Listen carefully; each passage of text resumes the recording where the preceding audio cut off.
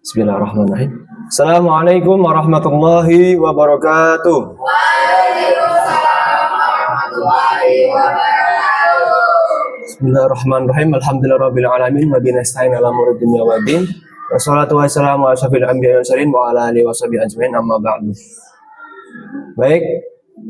Sebelum memulai pembelajaran pada hari ini, Bapak minta tolong untuk perwakilan salah satu dipimpin doa sebelum belajar. Baik teman-teman, sebelum kita belajar, mari kita membaca doa mulai. Bismillahirrahmanirrahim. Bismillahirrahmanirrahim.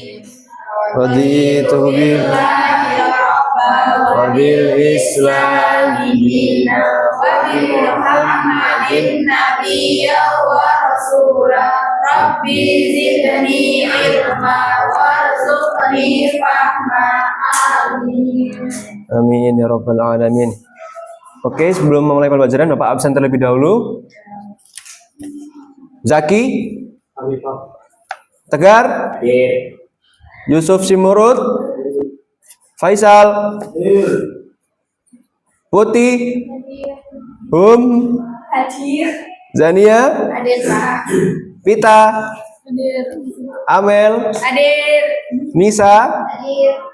Siti, Hadiro. Mutia, Hadir. Resti, Hadir. Siti Rahma. Hadir. Oh, alhamdulillah pada hadir semua pada pagi hari ini ya. Ada yang tidak hadir? Tidak ada. Alhamdulillah hadir semua. Baiklah kalau gitu. Oke, baik anak-anakku semuanya. Jadi pada pagi hari ini materi kita yakni ialah iman kepada kitab-kitab Allah Subhanahu wa taala. Bisa dilihat ini gambar apa?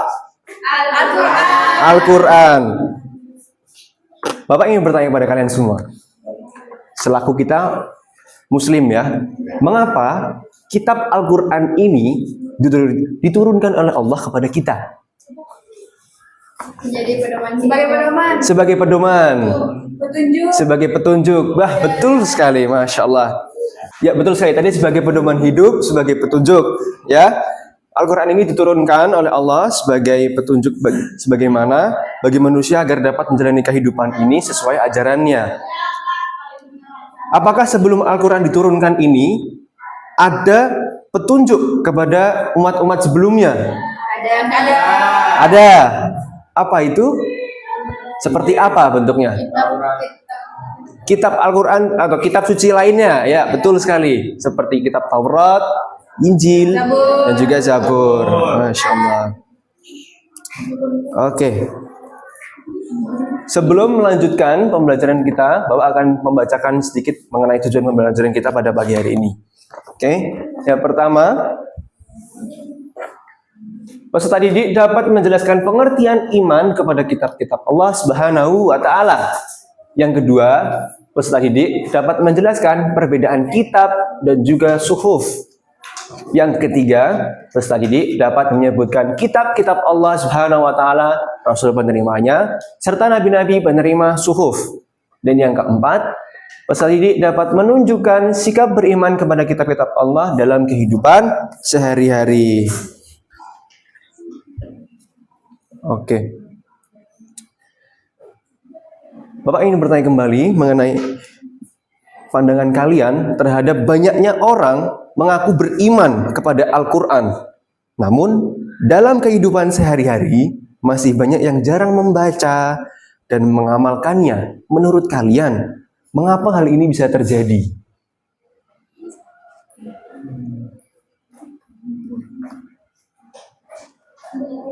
Nggak tahu ya? Nggak tahu, Pak. Oke.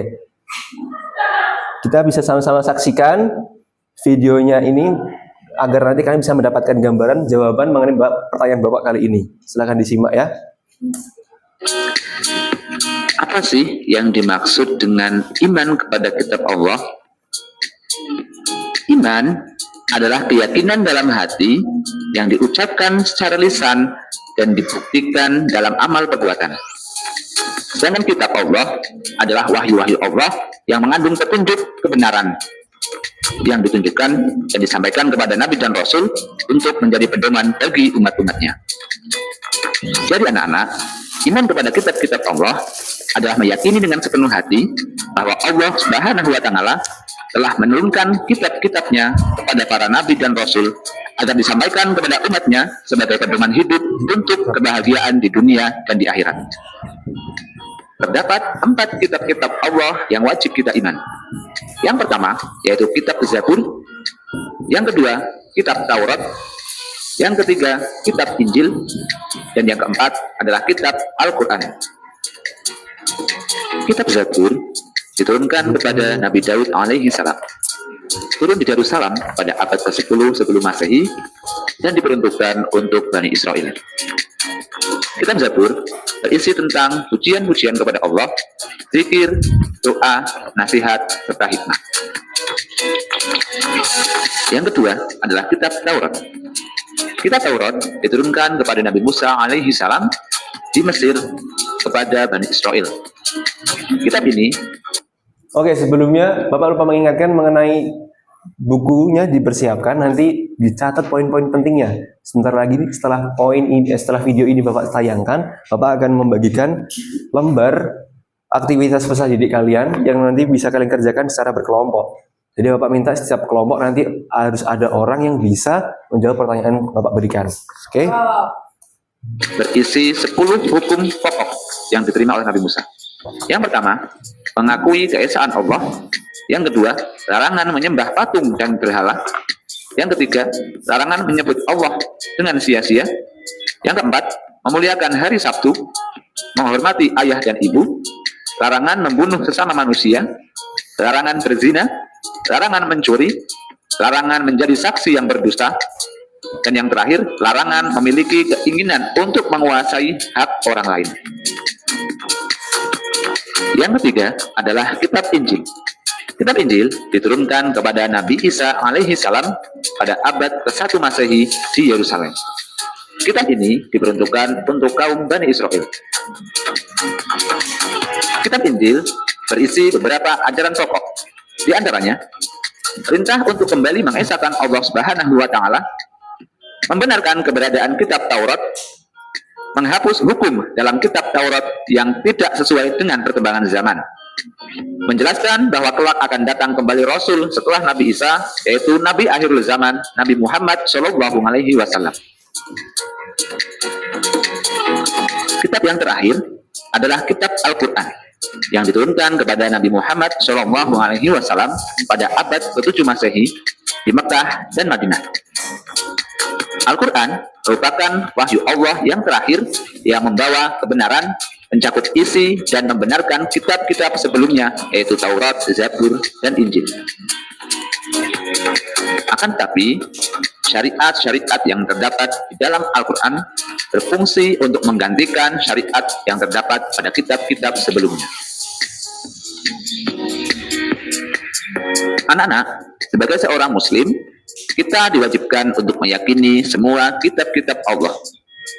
Namun, kita harus tahu bahwasanya ada tradisi dan sejarah yang berbeda-beda, yang menyebabkan ada cara pandang yang berbeda terhadap kitab suci yang diturunkan oleh Allah. Tradisi dan sejarah yang berbeda itu menyebabkan banyak orang yang meyakini bahwa kitab Taurat menjadi pedoman umat Yahudi dan kitab Injil diyakini sebagai pedoman umat Nasrani. Padahal, isi kitab-kitab tersebut berbeda sekali dengan kitab Taurat dan Injil yang dimaksudkan di dalam Al-Quran. Sebagai seorang Muslim, kitab Taurat dan kitab Injil yang kita imani bukanlah yang dijadikan pedoman oleh umat Yahudi dan Nasrani. Akan tetapi, kitab Taurat dan Injil yang kita imani adalah kitab yang diturunkan oleh Allah kepada Nabi Musa dan Nabi Isa alaihi salam. Isi pokok kitab Al-Quran terdiri dari 1. Akidah atau keimanan, 2. Ibadah dan muamalah atau hablum minallah dan hablum minannas, yang ketiga syariat atau hukum, yang keempat akhlak, yang kelima sejarah atau tarikh, dan yang keenam dasar-dasar ilmu pengetahuan. Oke, sudah.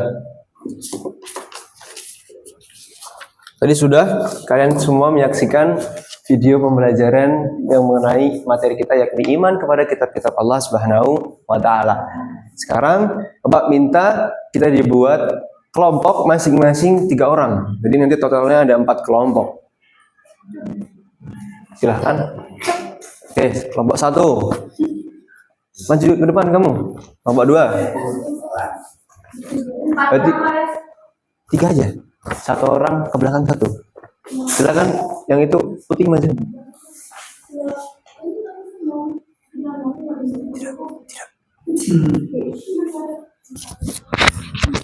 Silakan, ayo berkelompok.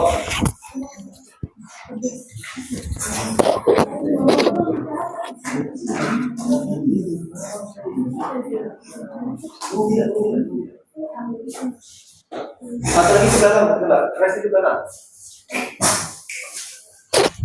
Silakan, resti ke belakang. Ya. Ingat kelompoknya ya. Kalian kelompok 1. Yo. Lalu ini kelompok 2. Ini nanti kelompok ini sih. Oke.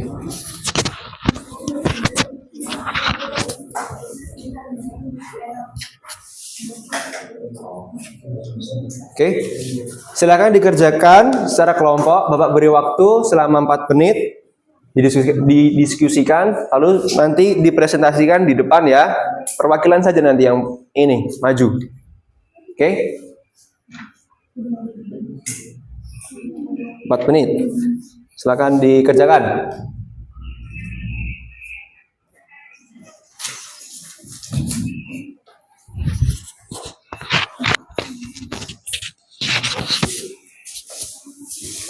Ayo kerjakan sama-sama. Ini kalau ada kesusahan bilang ya.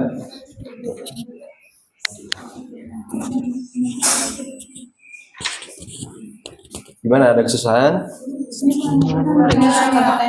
Oh, mau tanya apa?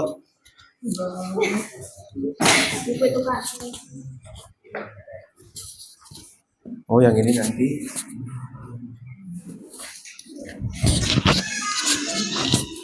Dari mana kalian? Nggak baru masuk. Silakan duduk.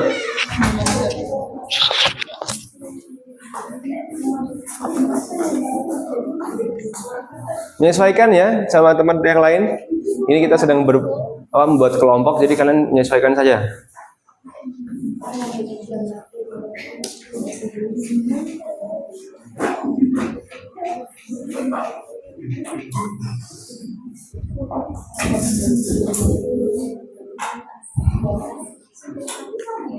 Oke, selanjutnya nanti ini mulai. Ya.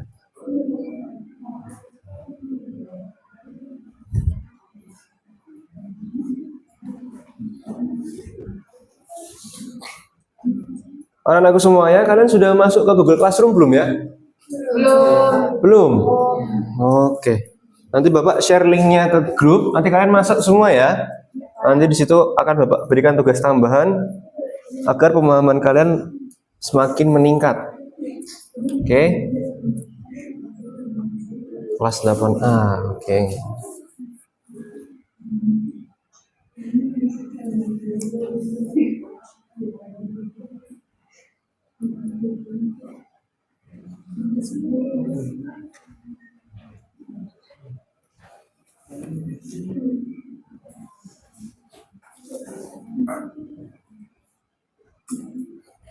Bapak sudah share linknya, kalian bisa buka Google Classroom kalian di rumah nanti, di HP masing-masing. Di situ Bapak juga mengirimkan file materi buku pada materi hari ini juga. Oke? Ya, Pak.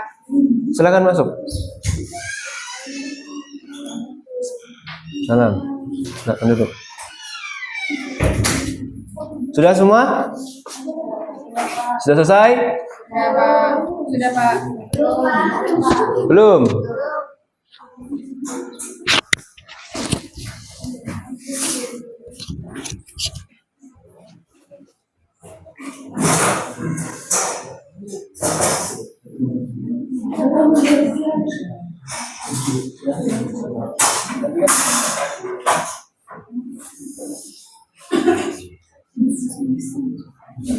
Sudah Pak.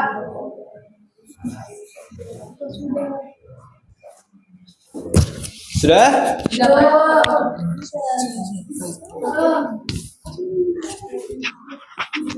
Oke, waktunya sudah habis karena Bapak sudah menentukan waktunya. Silakan perwakilan dari kelompok mana yang mau maju? Silakan. Dua Pak, tergacor. Oke, silakan. Silakan maju. Pak di sini jelas. Tidak, ini harus presentasinya di depan teman-teman kalian dong. Silakan di depan sini, yuk. Tiga-tiganya Pak. Ya, silakan. Pegang mic-nya.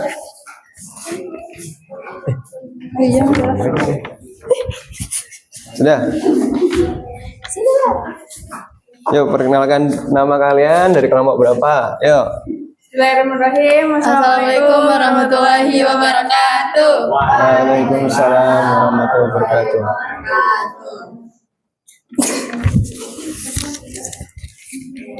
Perkenalkan teman-teman, kami dari kelompok 2 ingin mempresentasikan hasil kerja kami.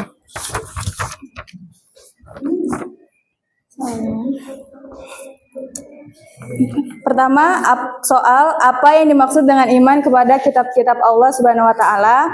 Jawabannya, iman kepada kitab Allah Subhanahu wa taala adalah meyakini bahwa Allah Subhanahu wa taala telah menurunkan kitab-kitab kepada rasulnya sebagai petunjuk dan pedoman hidup bagi manusia. Seorang muslim wajib beriman kepada kitab-kitab yang diturunkan oleh Allah Subhanahu wa taala. Yang kedua yaitu apa perbedaan kitab dan suhuf. Jadi kalau kitab itu adalah wahyu Allah Subhanahu wa taala yang disampaikan kepada rasul dan dibukukan dalam satu kumpulan utuh menjadi kumpulan wahyu. Sedangkan suhuf adalah wahyu Allah Subhanahu wa taala yang disampaikan kepada para rasul tetapi masih berupa lembaran-lembaran yang terpisah. Oke, betul. Lanjutnya nomor 3. Yang ketiga yaitu sebutkan 4 kitab Allah beserta Rasul yang menerimanya. Yang pertama kitab Taurat diturunkan kepada Nabi Musa alaihissalam. Kitab Zabur diturunkan kepada Nabi Daud alaihissalam. Kitab Injil diturunkan kepada Nabi Isa alaihissalam. Dan yang terakhir kitab Al-Quran diturunkan kepada Nabi Muhammad sallallahu alaihi wasallam. Allahumma sholli. Nomor 4, sebutkan nabi-nabi penerima suhuf dan setiap nabi mendapatkan berapa? Nabi Adam 10 suhuf, Nabi Syed alaihissalam 50. Jangan ketawa. Ayo. Nabi Syed. Oh shit. Ulang. Sama ketawa. Sudah. 1, 2, 3. Ya, nomor 4 selanjutnya. Silakan. Sebutkan nabi-nabi penerima suhuf dan setiap nabi mendapatkan berapa? Nabi Adam alaihissalam 10 suhuf, Nabi Syed alaihissalam 50 suhuf, Nabi Idris alaihissalam 30 suhuf, Nabi Ibrahim alaihissalam 10 suhuf, Nabi Musa alaihissalam 10 suhuf. Masya Allah. Terus yang soal nomor 5 yang terakhir, bentuk perilaku beriman kepada kitab Allah dalam kehidupan sehari-hari. Yang pertama, meyakini kebenaran Al-Quran sebagai wahyu Allah Subhanahu wa taala. Terus yang kedua, membaca, mempelajari dan mengamalkan isi Al-Quran. Yang ketiga, mengamalkan ajaran tauhid dan menjauhi perbuatan yang dilarang Allah Subhanahu wa taala. Oke, Ya. Baik teman-teman, itulah tadi presentasi kami. Kami tutup. Wabillahi taufiq wal hidayah. Wassalamualaikum warahmatullahi wabarakatuh. Waalaikumsalam warahmatullahi wabarakatuh. Berikan aplaus dulu buat kelompok 2. Keren nih, berani maju buat mempresentasikan hasil diskusiannya. Oke. Setelah kalian mengerjakan LKPD, lalu kalian sudah melihat video tayangan yang sudah Bapak berikan tadi, Bapak akan mengulas kembali mengenai pertanyaan yang pertama tadi. Jadi, Bapak Adi bertanya, banyak orang mengaku beriman kepada Al-Quran, namun dalam kehidupan sehari-hari masih banyak yang jarang membacanya dan juga mengamalkannya. Mengapa hal itu bisa terjadi? Siapa yang bisa menjawab sekarang? Silakan. Mungkin Dipakai mikir sebentar. Mungkin Bapak, menurut saya itu banyak umat Islam yang mengaku beriman kepada Al-Quran, tapi tidak mengamalkannya itu biasanya karena kurang memahami isinya. Terus juga kurang membiasakan diri menerapkan ajaran dan belum menyadari pentingnya menjadikan Al-Quran itu sebagai pedoman hidup bagi manusia. Masya Allah, betul sekali. Berikan aplaus dulu dong buat teman kalian. Ya, jadi iman kepada kitab Allah tidak cukup hanya diyakini dalam hati, tetapi juga harus diwujudkan dengan membaca, mempelajari, memahami, dan juga mengamalkan ajarannya itu dalam kehidupan sehari-hari. Oke, anak-anakku semuanya, jangan lupa nanti kalian masuk ke Google Classroom ya. Bapak sudah berikan tugas tambahan, tugas rumah kalian nanti dikirim juga di dalam Google Classroom. Sekiranya cukup sekian materi pada pagi hari ini. Bila ada salah kata dan kekurangan dalam penyampaian pembelajaran pada pagi hari ini, Bapak minta maaf sebesar-besarnya. Wabillahi taufiq wal hidayah. Wassalamualaikum warahmatullahi wabarakatuh. Waalaikumsalam